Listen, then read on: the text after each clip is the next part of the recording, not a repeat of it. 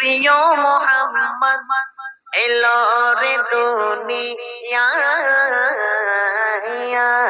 রে সাগর আকাশ বাতাস দেখবি যদি আয় আয় রে সাগর আকাশ বাতাস দেখবি যদি আয় দেখ আমি না মায়ের কোলে দোলে শিশু ইসলাম দোলে দেখ আমি না মায়ের কোলে দোলে শিশু ইসলাম দোলে কচি মুখে শাহাদাতে পানি সে সোনায়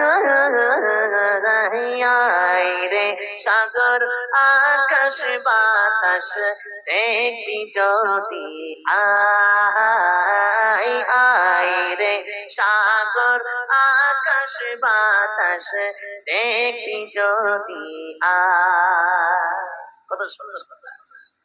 জি জি আরেকটা কি বলেছেন, আমি যদি আরবে হতাম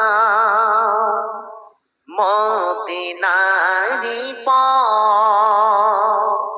যে পথ দিয়ে হেঁটে যেতেন মোর নবী হযরত।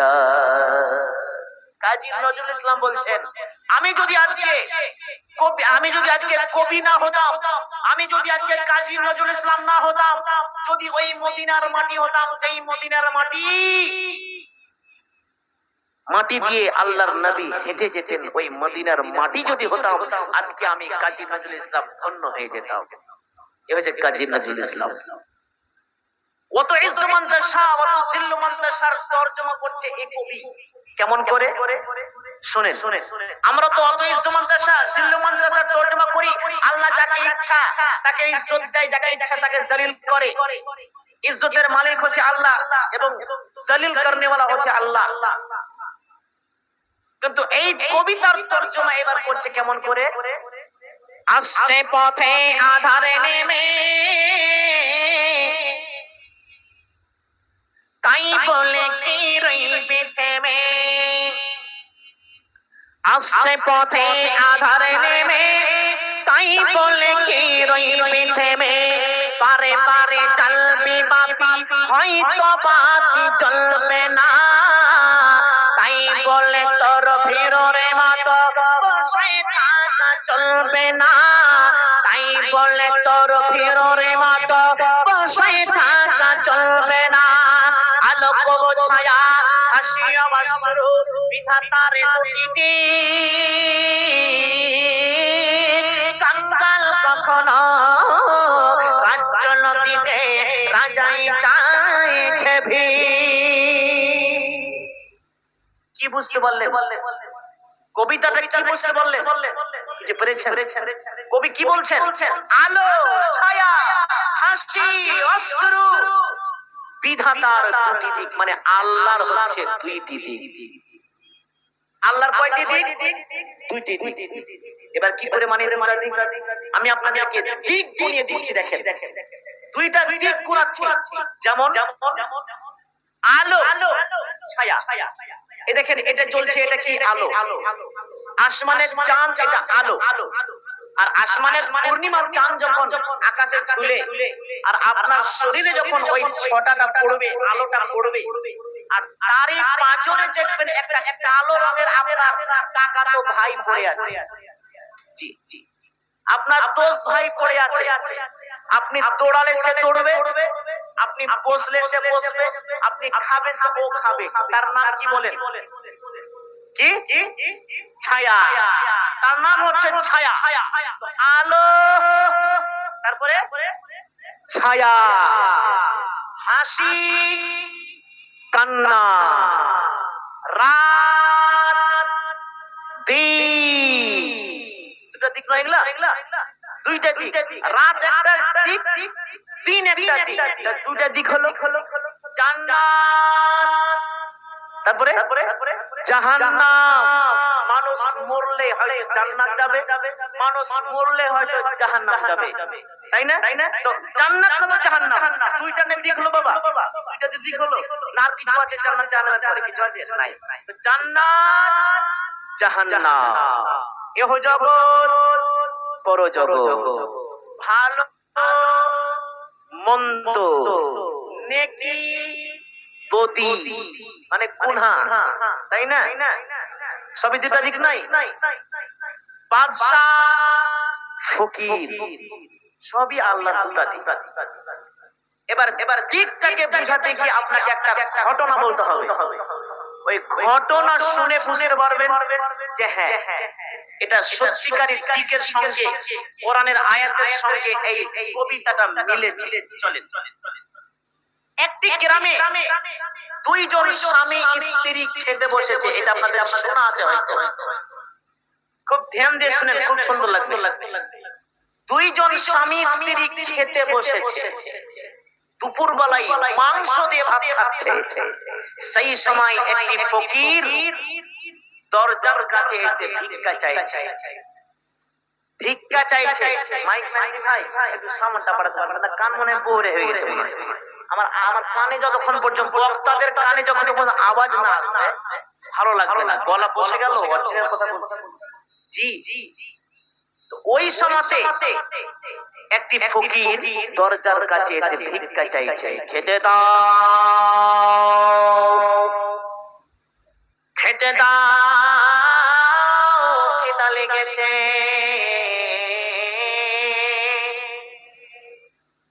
খিদা সহ্য করতে পারি না, খেতে দাও।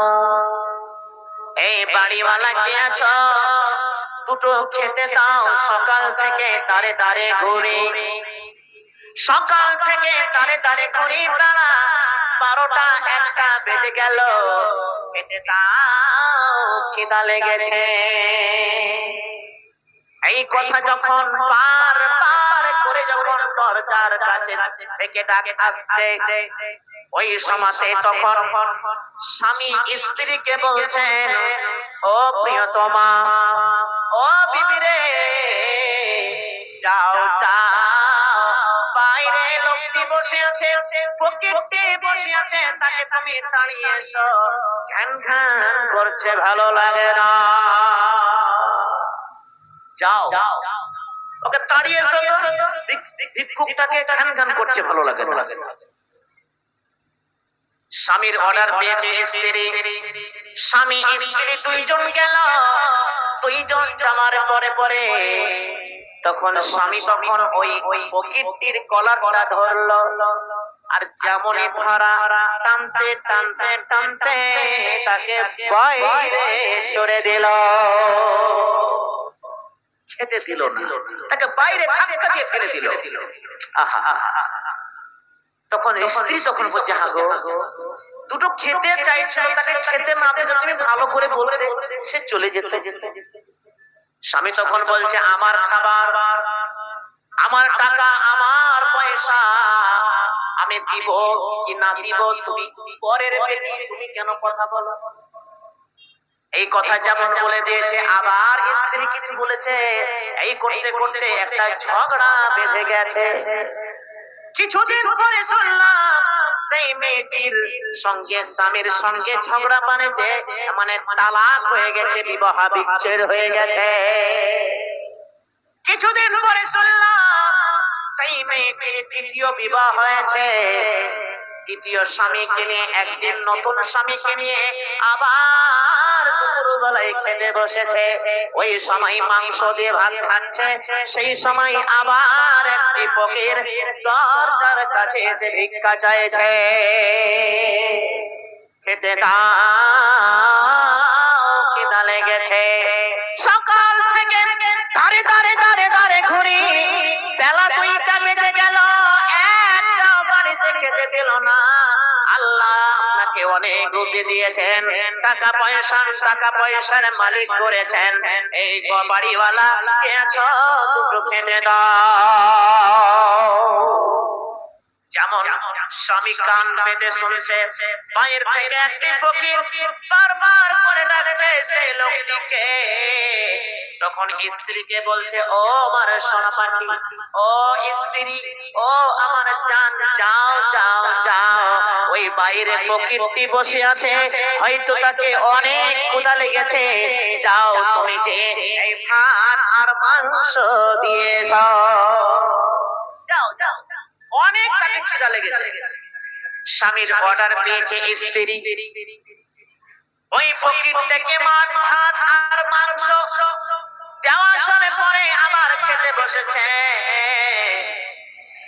খেতে বসে যেমন বসে গিয়েছে, স্ত্রী অঝরে কাঁদছে, ফুটফুট করে কাঁদছে, কান্না থামতে পারে না। স্বামী বলছে, আশ্চর্য ব্যাপার, তুমি কেন কাঁদছো? ফকিরটাকে তুমি কি কিছু বলেছে? না, এই দুটো খেতে দিলাম তাই তুমি কান্না করছো? স্ত্রী তখন বলছে, স্বামী জান, ব্যাপার সেটা নয়। স্বামী বলল, কি? স্ত্রী তখন বলছে, ওই যে বাইরে যেই ফকিরটি বসে আছে, আপনি কি তাকে চিনেন? বলে, না, তা জানি না। স্ত্রী তখন বলছেন, ওই বাইরে ফকিরটি বসে আছে, ওই ফকিরটি আমার প্রথম স্বামী, ওই ফকিরটি আমার প্রথম স্বামী, যেই একদিন একটি ফকিরকে ঘাড় ধাক্কা দিয়ে বার করে দিয়েছিল, তাকে দুটো খেতে দেয়নি, আজকে সেই নিজেই ফকির হয়েছে। আজকে সেই নিজেই ফকির হয়েছে। সেই স্বামী আমার, যে আমার প্রথম স্বামী ছিল, জীবনে কোনদিন কোন মিসকিনকে খেতে দিত না, জীবনে কোনদিন মাদ্রাসায় দান করত না। মাদ্রাসার আলেমেরা যখন চেক নিয়ে, বিল নিয়ে যখন আসতো, আমাদের মাদ্রাসায় এতগুলো ছাত্র রয়েছে, আমাদের বোর্ডিং এর মাদ্রাসা, আমাদেরকে শিক্ষকদেরকে বেতন দিতে হবে, বোর্ডিং এর মাদ্রাসা, এইদিকে ছাত্ররা অনেক বেশি হয়ে গেছে, আমাদেরকে বিল্ডিং করতে হবে, মসজিদ ছোট হয়ে গেছে, মসজিদ করতে হবে, এই করে করে যখন মাদ্রাসাওয়ালারা যখন বিল নিয়ে আসতো, মাদ্রাসার জন্য কালেকশনের জন্য আসতো, ওই বেয়াদব স্বামী আমার জীবনে তাদেরকে দিত না, তাদেরকে দূর দূর করে তাড়িয়ে দিত। জীবনে কোনোদিন মসজিদে দান করেনি, জীবনে আল্লাহর রাস্তায় কোনোদিন দান করেনি, আজকে সেই নিজেই ফকির হয়েছে। তখন স্বামী বলছে, আমি কে জানো? বলছেন, না, কে তুমি, কে আপনি? তখন ওই স্বামী তখন বলছে, ও প্রিয়তমা, ও বিবি রে, আমি হলাম সেই লোকটি, আমি হলাম সেই ফকিরটি, যাকে তোমার স্বামী ঘাড় ধাক্কা দিয়ে বার করে দিয়েছিল, আজকে তোমার বর্তমান স্বামী। যেই দিন আমি তোমার স্বামী ঘাড় ধাক্কা দিয়ে বার করে দিয়েছিল, সেই দিন আমি আল্লাহর কাছে হাত তুলে দিলাম, আল্লাহকে বললাম, আল্লাহ, আমাকে যেই দুটো খেতে দিতে পারলো না, আমাকে যেই দুটো খেতে দিতে পারলো না, আল্লাহ তুমি তাকে ধ্বংস করে দাও, তাকে ধ্বংস করে দাও। কারণ তোমার নবী বলেছেন, আমার দোয়া তুমি কবুল করবা, কারণ তোমার নবী বলেছেন, পৃথিবীতে তিন ব্যক্তির দোয়া আল্লাহর কাছে কবুল হয়, এক হচ্ছে পিতামাতা, দুই হচ্ছে মুসাফির, তিন হচ্ছে মাজলুম। আল্লাহ, আমি মুসাফির হয়ে আমি তোমার কাছে হাত তুললাম, তুমি তোমার তো ইজ্জতমন্তসারে মালিক, তুমি তোমার তো জিল্লমন্তসারে মালিক।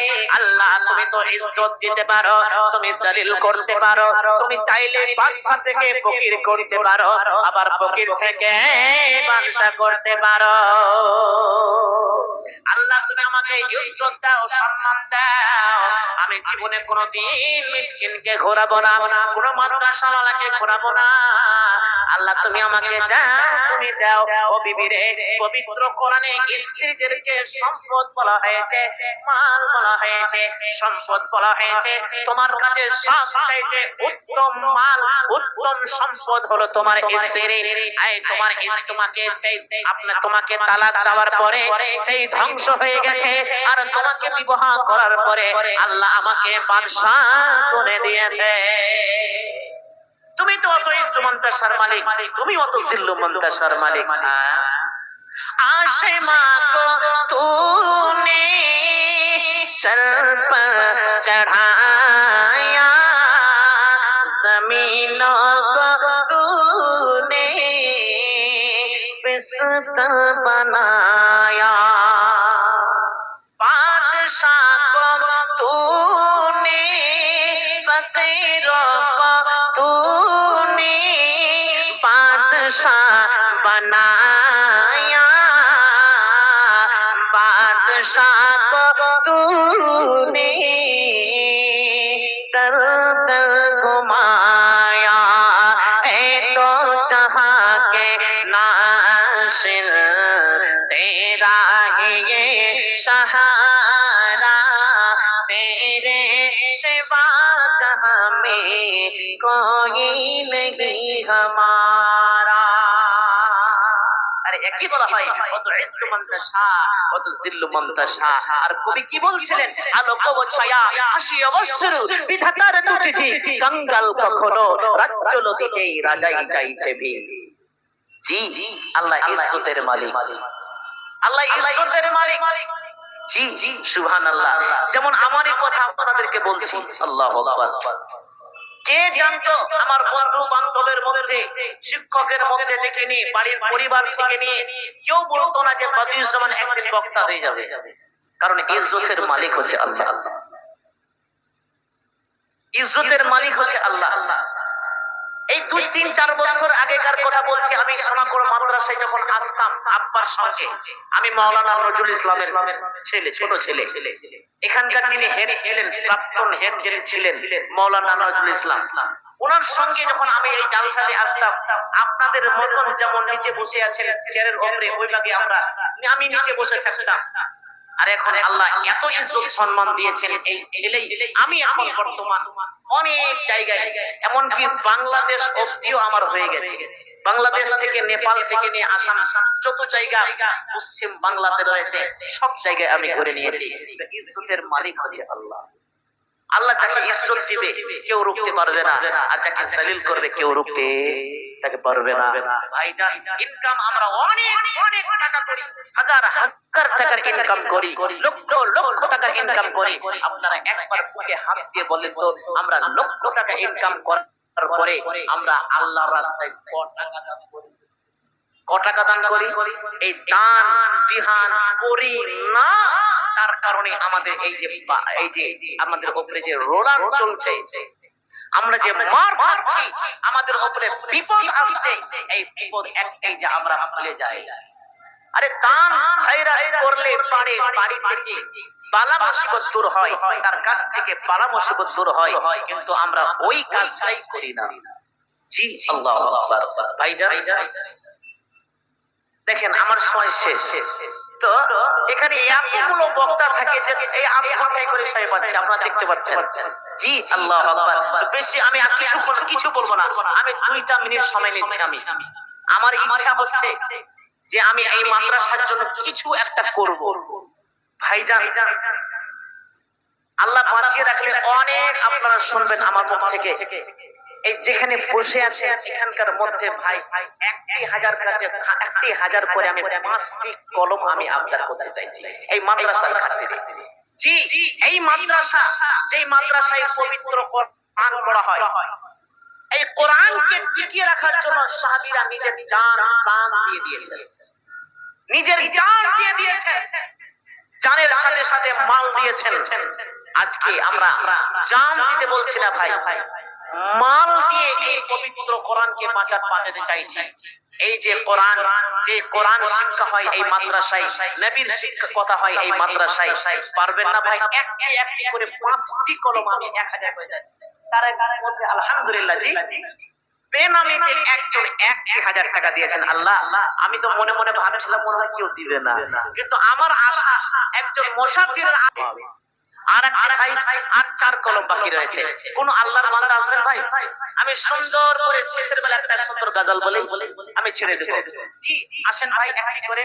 এ মা আমিনার কোলে ওই কে বাপ সারে, মা আমিনার কোলে ওই কে বাপ সারে, তোল তোলা তোলে মুখেতে হাসি রে। এই হচ্ছে আমার আব্বা জানের তৈরি করা কথা। আরে বাবা, এটা কি গো? আচ্ছা, আমার আব্বা জানের ভালো একটা পরিচিত বরতলা বাড়ি, মনে হচ্ছে রশ্মি গো, রশ্মি বোঝে, রশ্মি এত মোটা হয়ে আছে, সাত ভরি চাঁদি। আল্লাহু আকবার, মাশাআল্লাহ, লিল্লাহি তাকবীর। যাও বাবা, এটা কি হলো? আল্লাহু আকবার বলবেন না? আরে হাদিসের মধ্যে বর্ণনা রয়েছে আল্লাহু আকবার যদি জোর গলায় বলে, জোর গলায়, শয়তান ওখান থেকে 2200 আওয়াজ সাথে সাথে পালিয়ে যায়। শয়তানকে কাকে কে কে মারতে ইচ্ছা হয়? অনেকে আমরা বলি যদি শয়তান পেতাম রে তাহলে তাকে ঝাঁটা পিটা করতাম। আপনারা ঝাঁটা পিটা করবেন শয়তানকে? আরে করবেন? জোর গলায় আল্লাহু আকবার বলেন, নারে তাকবীর, নারে তাকবীর, আল্লাহু আকবার। এক শয়তানের ঝাঁটা পিটা। ওই জন্যই আজানের প্রথম ধ্বনি, আজানের প্রথম ধ্বনি আল্লাহু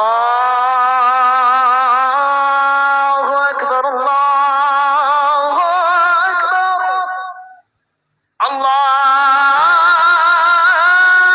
আকবার, আল্লাহু আকবার। আজানের প্রথম ধ্বনি। আর শয়তানকে কোন দিকে পালাবে ভাই? আল্লাহু আকবার। তো 7 ভরি একজন দিয়েছেন, আলহামদুলিল্লাহ, একজন 1000 টাকা, এবং আরেকজন ভাই আমার দ্বিতীয় নম্বরে 1000 টাকা। মাশাআল্লাহ, আলহামদুলিল্লাহ। আল্লাহকে উদ্দেশ্যে নিয়াতে করিয়াছি দান, বিসমিল্লাহ বলিয়া শুরু করি নামাজ আই, একে একে তা কবির দান এলো ভাই। ওগো আল্লাহ দয়াময় পাকে জুলাল, তনে তনে কর পাক কর মালা ভাল, মেকেরে কাজেতে তুমি রাখিও বাহাল। আল্লাহ তোমার কাছে করি মোনাজাত, ও তো উতারে আয়া তুমি সুখের হায়াত, হায়াত তারাজ করো হে দয়ালো দাতা, ও দয়া করে বক্সে দাও জীবনের খাতা, জীবনের গোনা খাতা মাফ করে দাও, আপদ বিপদ হতে উদ্ধারে আনো, আমিন সুম্মা আমিন। মাশাআল্লাহ, একজন ভাই আমার 1000 টাকা দান করেছে। আল্লাহ তুমি তার দানকে সাদরে মঞ্জুর করে নাও। 3 নম্বরে হলো, 4 নম্বরে ভাই 5টি কলম নিব, যেটা তো মাইক ছেড়ে দেব না। সাইফুদ্দিন বক্তা, একটা বক্তা ছিলেন, আল্লাহ তাকে জান্নাতবাসী করুক। কেউ যদি টাকা দিত তাহলে খালি হাত খান ধরে বলতো, ধরেছি ভাইয়ের হাত দিব না কো ছেড়ে, আর 500 টাকা নিব আল্লাহর খিরে। তো আমিও বলে দিলাম, ধরেছি মাইকের হাত দিব না কো ছেড়ে, আর 2 কলম 1000 করে নিব আল্লাহর খিরা। সুবহানাল্লাহ। জি এই দেখেন 4 নম্বর হয়েছে। মাশাআল্লাহ, কত টাকা গো? 2000।